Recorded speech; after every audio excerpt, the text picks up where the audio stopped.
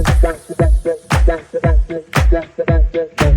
Hello everybody, welcome back to complete chemistry. आज आ गए हैं हम haloalkane and haloarene के एनसीईआरटी सॉल्व एग्जाम्पलर क्वेश्चन के पेज नंबर 171 क्वेश्चन पे। तो चलिए करते हैं वीडियो की शुरुआत बिना के कोई वक्त बर्बाद। तो देखिए क्वेश्चन क्या है। Haloalkane react with KCN। Important points को कर लेते हैं हम लोग पहले। Underline KCN to form alkyl cyanide as main product while AgCN forms isocyanide as the chief or main product. Chief product is also known as main product. Explain. Now ये समझ में नहीं आया। फर्स्ट ऑफ ऑल ये question तो समझ में नहीं आया और मैंने यहाँ पे की आंसर भी लिख दिया है, वो तो बिल्कुल भी समझ में नहीं आएगा। सबसे पहले करेंगे क्या, हम समझेंगे हम क्वेश्चन क्या है दोस्तों। Question is halo alkane react with, so first of all this is your halo alkane RX react with KCN to give RCN as main product, while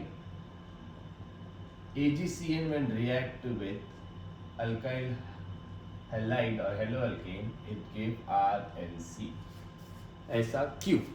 अब वापस क्वेश्चन समझा क्या? देखिए question is what, when haloalkane KCN से react करता है potassium cyanide it gives alkyl cyanide. Okay, but वही haloalkane जब AgCN से रिएक्ट करता है मतलब सिल्वर साइनाइड से, तो वो अल्काइल आइसोसाइनाइड देता है, अल्काइल साइनाइड नहीं देता है। ये पूछ रहे हैं ऐसा क्यों? क्योंकि यहाँ पे दोनों जगह तो साइनाइड ही है, तो यहाँ पे साइनाइड और यहाँ पे जब N पहले आ जाता है दोस्तों तो उसे हम आइसोसाइनाइड बोलते हैं। तो ऐसा क्यों है, ये उल्टा उल्टा क्यों होता है? This is the question. Sample answer I have written it. So what we'll do, first I will read the sample answer. We'll see if you are able to understand it. If not, then we'll go behind the concept. Again we will read it. Then we will see if it is able to make sense or not. Okay? चलो. So normal answer आप क्या लिखेंगे?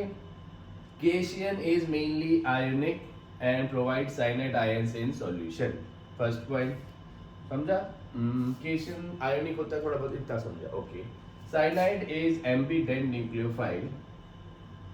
Yet the attack takes place through carbon atom, not nitrogen, due to more stability of carbon-carbon bond than carbon-nitrogen bond. Okay, क्या समझ में आया इसमें कि साइनाइड जो है ये एम्बिडेंट न्यूक्लियोफाइल होता है। What is ambident nucleophile? Those nucleophile which has two sites और two places from where they can donate electron और अटैक। बट इसमें ये कुछ समझ में नहीं आया, carbon carbon bond is stable, carbon nitrogen bond doesn't make much sense. Let's go to third point. However AgCN is covalent in nature. Here nitrogen is free to donate electron resulting in isocyanide formation. तो इसमें क्या समझ में आया कि KCN तो ionic है, AgCN covalent है, कुछ इतना समझ में आया, लेकिन फिर भी नाइट्रोजन फ्री है क्या नहीं है, इतना कुछ कंसेप्ट क्लियर हुआ नहीं। तो no problem, let's go behind the concept. तो चलिए करते हैं कंसेप्ट के पीछे का राज। सबसे पहले इधर देखिए, यहाँ पे potassium and silver they are different, cyanide तो सेम ही है, मतलब जो भी रीजन है इस आंसर का वो पोटेशियम और सिल्वर के पीछे छुपा है। उससे पहले मैं बॉन्ड का एक कंसेप्ट बता देता हूँ। देखिए अगर A और मॉलिक्यूल है और B मॉलिक्यूल है, उनके बीच में कोई बॉन्ड है तो या तो ये बॉन्ड आयोनिक होगा, otherwise it will be covalent और coordinate. So today we will talk about only ionic and covalent. बनते कैसे हैं इसके पीछे का लॉजिक समझिए। अगर बॉन्ड के बीच में जो कैटायन है वो छोटा है और एनायन जो है वो बहुत बड़ा है, so whichever bond is formed, if cation is very small and anion is very big, so the bond formed between these two is known as normally covalent bond। मतलब अगर सपोज कीजिए कोई भी मॉलिक्यूल लिया AB और इसका जो A है वो मेटल है, B है नॉन मेटल, A बहुत छोटा है, B बहुत बड़ा है, तो ये बॉन्ड क्या होगा? Normally covalent. उसको मैं अभी लाइव एग्जांपल आपको दे दूंगा, डोंट वरी। नेक्स्ट इसको देखिए, मतलब कैटायन बड़ा है, एनायन छोटा होता जा रहा है, तो ये जो बॉन्ड होगा दोनों के बीच में ये क्या होगा दोस्तों? ये होगा मेनली आयोनिक। इसका मतलब क्या है? Why I am telling you this? Here potassium and silver, if you compare, potassium is present in the left hand side of the periodic table and silver is present in the right side of the periodic table. Potassium S block में रहता है and silver is in D block. तो problem is D block electrons are in inner shell, जिसकी वजह से वो contract हो जाते हैं, पीरियोडिक टेबल में उसे पढ़ा जाएगा। तो पोटेशियम का जो कैटायन है, दोनों तो कैटायन है मेटल से, जो कैटायन है वो बहुत बड़ा है एज कम्पेयर टू सिल्वर, जिसकी वजह से जो बॉन्ड वो बनाता है वो नॉर्मली कौन से बनाता है, ionic. What do you mean by ionic bond? जो कंप्लीटली ब्रेक हो जाते हैं easily, quickly they dissociate in water. तो हियर यही लॉजिक यहाँ पे अप्लाई किया जाएगा। देखिए केसीएन के केस में RX प्लस KCN, ये जो बॉन्ड बना है इन दोनों के बीच में, ये कौन सा बॉन्ड है? पोटेशियम और साइनाइड के बीच में दिस बॉन्ड इज आयोनिक। ये जल्दी से टूट जाता है, ठीक है। और साइनाइड की बात क्या है, साइनाइड जो है उसके पास कार्बन के पास भी इलेक्ट्रॉन है डोनेट के लिए, नाइट्रोजन के पास भी इलेक्ट्रॉन डोनेट करने के लिए। लेकिन अब मुझे ये बताइए, क्वेश्चन ये पूछा है कि ये R कार्बन से ही क्यों बॉन्ड बनाएगा, नाइट्रोजन से क्यों नहीं बनाएगा? क्यों ये नाइट्रोजन को पसंद नहीं करता, पार्शियलिटी करेगा? नो, इसका एक प्रॉपर रीजन है। R will take, C bond तो ये ब्रेक हो जाएगा K प्लस और Cn माइनस में, बॉन्ड तो ये कार्बन से ही बना सकता है नाइट्रोजन से। So why this R is preferring bond with carbon not with nitrogen in this case? This is the question. तो इसका रीजन ये है दोस्तों कि R भी क्या है, अल्काइल ग्रुप एक कार्बन है, और ये भी क्या है, C कार्बन है। This you should keep in mind that carbon-carbon bond is more stable or more strong as compared to carbon and nitrogen. So this is the reason why this alkyl group prefer to make bond with carbon and not with nitrogen, even though both have the electron to donate. तो पहला है समझ में आ रहा है why we are getting alkyl cyanide here? The reason is this bond is ionic, completely get break, carbon is also free, nitrogen is also free to donate electron. Now why this R which is also a carbon prefer to make bond with carbon only? The reason is carbon carbon bond is more stable or strong as compared to carbon and nitrogen bond, ठीक है। तो this is the reason we get here alkyl cyanide. अच्छा चलो ये reason है, तो यहाँ पे भी बनना चाहिए था, यहाँ पे क्यों नहीं बना? चलिए अब इस पे आते हैं, second part of the question.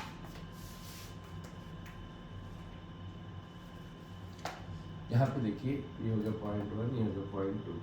Second case में क्या होता है, RX plus AgCN gives RNC। तो the problem arise here is, ये जो बॉन्ड हमें दिख रहा है यहाँ पे, मैंने आपको ऑलरेडी बताया था Ag का साइज क्या है, छोटा है, ठीक है। तो ये जो बॉन्ड यहाँ पे दिख रहा है, कैटायन यहाँ पे क्या है, छोटा, जिसकी वजह से ये बॉन्ड हो जाता है कोवेलेंट। ये बॉन्ड हो जाता है क्या, कोवेलेंट। एंड कोवेलेंट बॉन्ड इतनी जल्दी ब्रेक नहीं होता है, like how ionic bond quickly dissociate in solution, covalent थोड़ा डिकम्पोज होने में लेता है टाइम। तो उतना टाइम तो किसी के आपके पास टाइम है ना मेरे पास टाइम है, so we all are very busy people, even molecules are very busy. तो कार्बन जब तक ब्रेक होगा, फिर ये कार्बन आके ज्वाइन होगा, उससे पहले क्या करता है नाइट्रोजन, नाइट्रोजन जाके अपने इलेक्ट्रॉन डोनेट कर देता है, और ये X यहाँ से लीव कर जाता है, विच इज अ हैलोजन। और यहाँ पे इंटरमीडिएट बन जाता है दोस्तों, सॉरी बॉन्ड किसने बनाया है, डोनेट किया है नाइट्रोजन ने, तो यहाँ पे बन जाएगा RN ट्रिपल बॉन्ड CAG, ठीक है। अब बोलोगे सर ये क्या मॉलिक्यूल हो गया? देखिए अभी क्या होगा, जैसे X लीव किया तो X माइनस सिस्टम में है, ये X माइनस क्या करता है, इस Ag को जाके अटैक करता है, फिर ये बॉन्ड टूट जाता है। कोवेलेंट बॉन्ड यदि टूट नहीं रहा था तो X माइनस इसे और ट्रिगर करेगा कि तोड़ो तोड़ो, देन जाके बॉन्ड टूटेगा। मैंने आपको एक्चुअल मैकेनिज्म दिखा दिया, लेकिन नॉर्मली ये स्टेप जो है स्किप किया जाता है और डायरेक्टली ऐसा लिखा जाता है RNC, ठीक है। सो this is how your isocyanide is formed in case of AgCN। Same कहानी आपको NO2 में भी दिखेगी, लेकिन रिवर्स केस में, ठीक है। चलिए अब ये पढ़ते हैं और देखते हैं कि ये कहानी समझ आ रही है या नहीं। KCN इज मेनली आयोनिक, देखिए आयोनिक है तो मतलब ये बॉन्ड कंप्लीटली टूट जाता है, and provide cyanide ion in solution, मतलब ये CN आयन जो होता है वाटर में प्रोवाइड करता है। सो फर्स्ट पॉइंट क्लियर है, क्लियर है। Cyanide is an ambidentate nucleophile. Ambidentate nucleophile means can give electron from both the carbon also and nitrogen also. Yet the attack takes place through carbon atom and not. Even though ये ambidentate है, but still attack कौन किया इस R पे, carbon not nitrogen. Why? Carbon carbon bond is more stable than carbon nitrogen. So देखिए मैंने आपको बता दिया था यहाँ पे carbon carbon bond is more stable and strong as compare to carbon. So this is the reason we get here alkyl cyanide. So आपको ये समझ में आ गया होगा सेकंड पॉइंट। चलिए अब आते हैं थर्ड वाले कि AgCN में अल्काइल साइनाइड क्यों बना, आइसोसाइनाइड क्यों बना। The reason AgCN is covalent. So here जो बॉन्ड है क्या है, कोवेलेंट, जिसकी वजह से ये bond is not easily breakable. ये ब्रेक नहीं होता, उससे पहले नाइट्रोजन क्या करता है, वहाँ पे अपने इलेक्ट्रॉन डोनेट कर देता है। डोनेट करने के बाद नाइट्रोजन इज फ्री, नाइट्रोजन तो पॉकेट में बैठा हुआ था, कार्बन को तो तोड़ने पड़ेंगे इलेक्ट्रॉन। सो डोनेट जाके इलेक्ट्रॉन कर देता है, जिसकी वजह से R इस अल्काइल के साथ नाइट्रोजन बॉन्ड बना लेता है इंस्टेड ऑफ कार्बन। जब नाइट्रोजन बॉन्ड बना लेता है उसे हम बोलते हैं आइसोसाइनाइड। सो आई होप आपको ये क्वेश्चन समझ में आया होगा। आपका होमवर्क है कि आप NO2 के केस में क्या होता है ये आप पता कीजिए, और दोनों में वही रीजन होगा, आयनिक और कोवेलेंट। सो आई होप आपको ये कहानी समझ में आई होगी। Thank you, have a nice day.